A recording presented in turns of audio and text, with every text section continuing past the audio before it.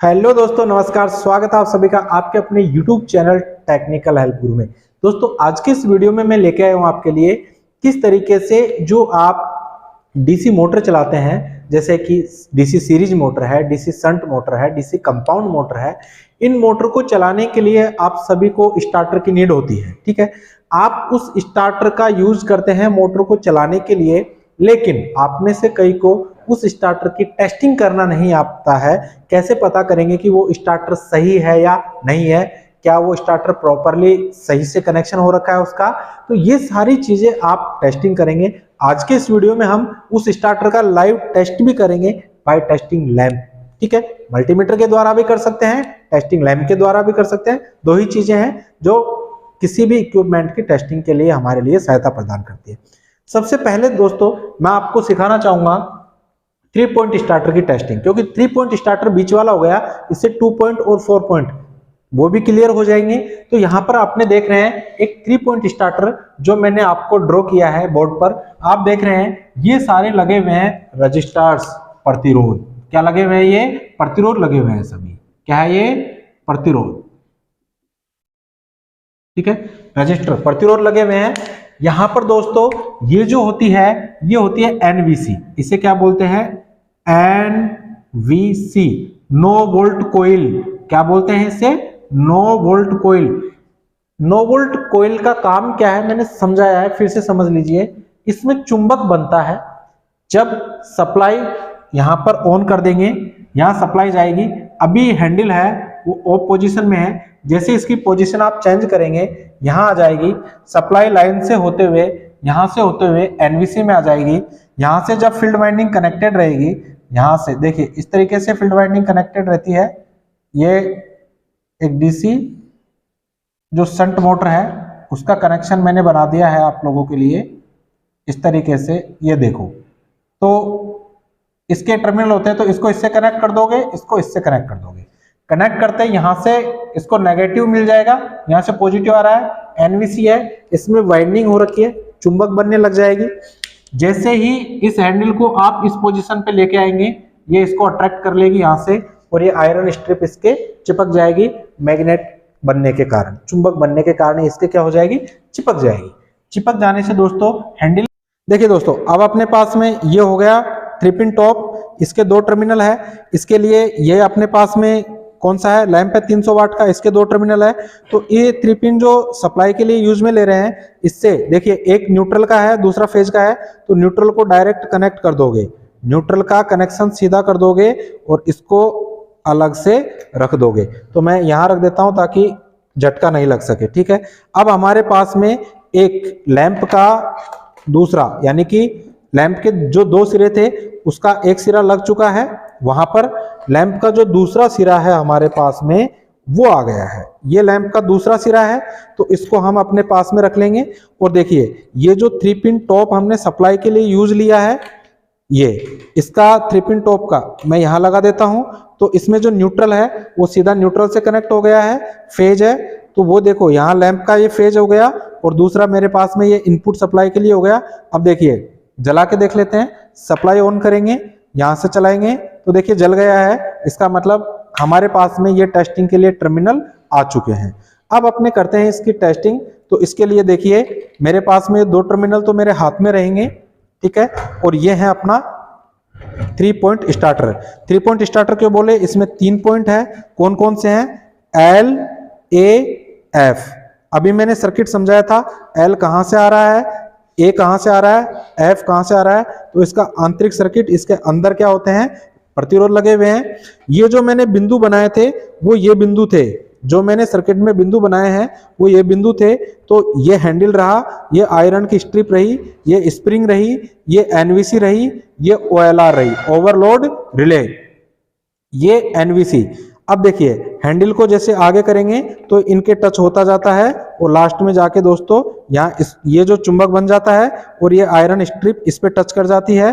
तो ये क्या हो जाएगा? इसके मैग्नेटाइज होने के कारण चिपका रह जाएगा। अभी नहीं चिपकेगा क्योंकि इसमें चुंबक नहीं बनी हुई है, कोई सप्लाई नहीं दी हुई है। ठीक है, तो देखिए डायग्राम बनाते समय गलती ना करें, हमेशा इस तरीके से ये बन जाएगा। ओवरलोड रिले ये है, जब ये इसको शॉर्ट कर देगी तो इसमें चुंबक का बनना बंद हो जाएगा और ये हैंडल वापस चले जाएगा। अब करते हैं वन बाय वन टर्मिनल का टेस्टिंग। तो देखो यहां पर जो निकाले हुए हैं मैंने, यहां देखिए ये जो रेड वाला निकाला हुआ है ये मैंने लाइन से निकाला हुआ है। ये मैंने यहां पर देखिए यहां कनेक्शन करेंगे तो ये वाला यहां से निकाला हुआ है लाइन से, ठीक है। इसको चाहो तो एक एक अलग कर लो ताकि समझने में आपको दिक्कत नहीं होगी।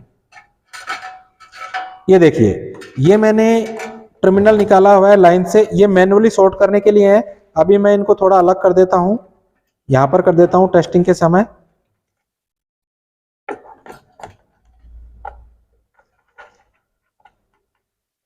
ठीक है, इनको थोड़ा अलग ही कर देते हैं। ये लीजिए, अब देखो ये L से निकला हुआ है तो L वाला वायर है, यहां पर रेड लगा हुआ है तो रेड आर्मेचर से लगा हुआ है, और ये ब्लैक लगा हुआ है ये किससे, फील्ड से लगा हुआ है। फील्ड वाला ब्लैक वाला लगा हुआ है, रेड वाला है आर्मेचर से, और ये वाला जो रेड है ये लाइन से लगा हुआ है, ठीक है। अब वन बाय वन टेस्टिंग करते हैं। तो देखो जब मैं यहां पर इनकी टेस्टिंग करूंगा तो एक बार यहीं पे टेस्टिंग कर लेते हैं। देखो यहां पर जब क्या करेंगे, पोज करना। देखिए दोस्तों अब मैंने ये दोनों टर्मिनल ले लिए मेरे हाथों में, जो कि ये इनपुट सप्लाई का है, ये लैंप का दूसरा टर्मिनल है। यहाँ पर अपने लगा के देखेंगे तो लैंप जल रहा है, ठीक है।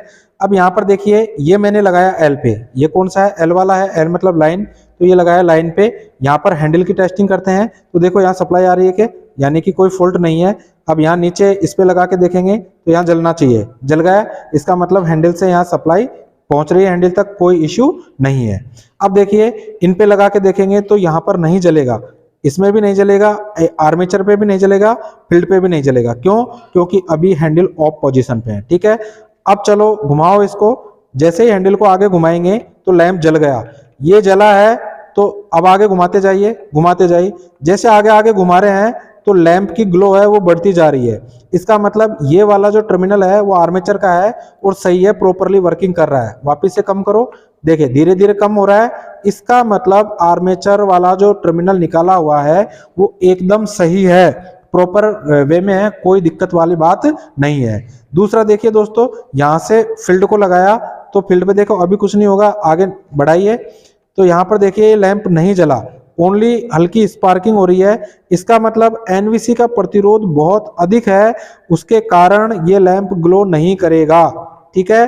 केवल लैंप किस में ग्लो करेगा, आर्मेचर में ग्लो करेगा, इसमें लैंप ग्लो नहीं करेगा। क्यों, क्योंकि एनवीसी का प्रतिरोध अधिक होने के कारण इसमें केवल आर्मेचर फील्ड में केवल ये जो यहाँ पर जो टर्मिनल दिखाई दे रहे हैं ये प्रतिरोधकों के हैं। और दोस्तों यहाँ पर जैसे जैसे आप इसमें आगे बढ़ाते जाओगे तो लैंप की ग्लो है वो कम होती जाएगी। क्यों, क्योंकि प्रतिरोध का मान बढ़ता जाएगा। देखिए यहाँ पे जो जल रहा है, यहाँ पे जो जल रहा है कम हो गया, फिर जलेगा और कम होगा, और लास्ट वाले पे बिल्कुल कम हो जाएगा। तो इस तरीके से आप एक लैंप के द्वारा टेस्टिंग कर सकते हैं।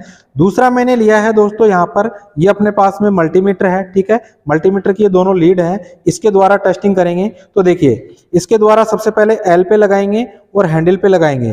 तो देखिए यहाँ पर एक कंटिन्यूटी सेट और ओम का सेट कर रखा है, ये पे आवाज भी आ रही है आपको मल्टीमीटर की, ठीक है। इसका मतलब यहाँ कंटिन्यूटी है, यहाँ तक सही कनेक्शन हो रखा है हैंडल तक। अब यहाँ पर लगाएंगे तो ये नहीं जलेगा, ठीक है, क्योंकि यहाँ ऑफ पोजीशन पे है, ठीक है। अब देखिए यहाँ पर लास्ट में लगा के देखेंगे और हैंडल को आगे करेंगे, हैंडल को आगे करो, आगे करेंगे तो देखिए यहाँ पर कंटिन्यूटी तो दिखा दी है और प्रतिरोध भी दिखा दिया है, ठीक है, 38 ओम, ठीक है। फिर इसको जैसे जैसे इधर की तरफ करेंगे तो प्रतिरोध का मान क्या होता जाएगा, कम होता जाएगा।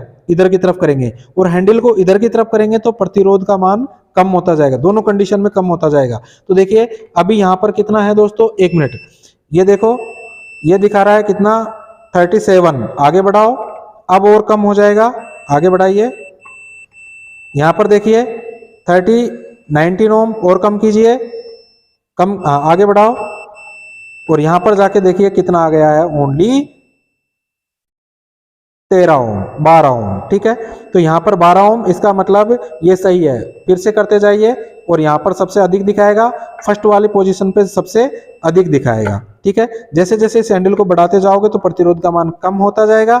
दूसरा, अब यहाँ से ये आर्मेचर वाला है, फील्ड वाला है, तो फील्ड वाले का प्रतिरोध तो बहुत अधिक है, तो यहाँ पर ये प्रतिरोध शो नहीं करेगा।